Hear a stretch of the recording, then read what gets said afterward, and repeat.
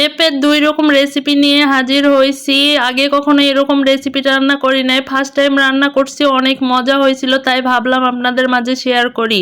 আসসালামু আলাইকুম, hello everyone, আমি আশা পারভিন। আজকে পেঁপের ২ রকম রেসিপি নিয়ে হাজির হইছি।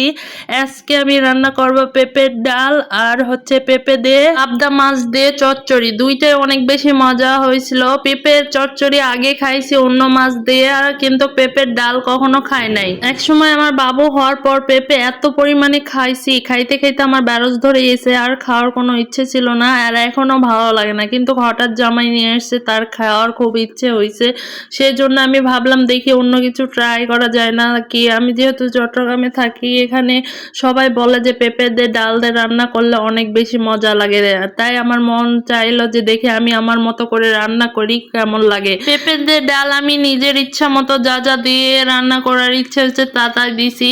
পেঁপের ডাল রান্নার জন্য এখানে আমি পেঁয়াজ, রসুন, আদা বাটা আর কাঁচামরিচ দিয়ে একটু পানি দিয়ে সিদ্ধ করতে দিছি। আর পেঁপেটা আমি আগে প্রথমে পানিতে একটু সিদ্ধ করে ভাপ দিয়ে নিয়েছিলাম। পেঁপেটা যেহেতু একটু সিদ্ধ করা আছে আর ডালটা আমি একটু পানিতে ভিজে রাখছিলাম, দুইটাই নরম আছে, এই জন্য বেশি সিদ্ধ করতে হয়নি।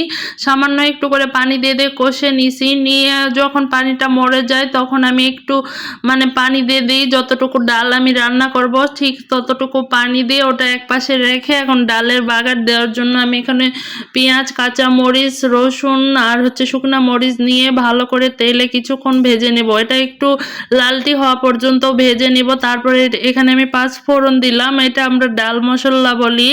এই ডাল মশলাটা এখানে দিয়ে মশলাটা দিয়ে একটু ভালো করে আবার ভেজে নিব। যখন পেঁয়াজগুলো একদম লাল লাল হয়ে যাবে তখন আমি ডালটা দিয়ে নিব, তাহলে আমার হচ্ছে ডালটা রেডি হয়ে যাবে। আসলে আমি পেঁপে আগের থেকে কম খাই, পেঁপে আমার অতটা ভালো লাগে না। কিন্তু আমার দুইটা বেবি হওয়ার পর আমি এত পরিমাণে পেঁপে আমাকে খাওয়ানো হয়েছে, যার কারণে পেঁপের তরকারি এখন আর আমার ভালো লাগে না। কিন্তু পেঁপে দিয়ে ডাল দিয়ে যে এত মজা হয়েছিল বলে প্রকাশ করতে পারবো না, অনেক বেশি মজা ছিল। যেদিন রান্না করছিলাম এই পেঁপে দিয়ে ডাল দিয়ে, সেদিন আমরা খাই দিয়ে শেষ করার পর আবার পরের দিনে আমরা এই পেঁপে দিয়ে ডাল রান্না করছি। পরের দিনের ভিডিও আর করা হয়নি, কারণ এক ভিডিও আপনাদের কতবার দেব, এই জন্য আর করি নাই। আর বাচ্চারা এত পরিমাণে খাইছে কি বলবো, ওরাও অনেক বেশি পছন্দ করছে। আপনাদের যারা বাচ্চারা খাওয়ার বায়না করে তাদেরকে এইভাবে এই রেসিপিটা রান্না করে দিতে পারেন, অনেক বেশি মজা। এখানে আমি পেঁপের চচ্চড়িটা করতেছি। পেঁপের চচ্চড়ি করার জন্য আগে আমি পেঁপেটা ভাপ দিয়ে নিয়েছিলাম, পানি দিয়ে সিদ্ধ করে নিয়েছিলাম একটুখানি। তারপরে আমি এখানে মরিচ গুঁড়া, হলুদ গুঁড়া, লবণ আর একটু বাটা মশলা দিয়ে মাছটা সঙ্গে দিয়ে ভালো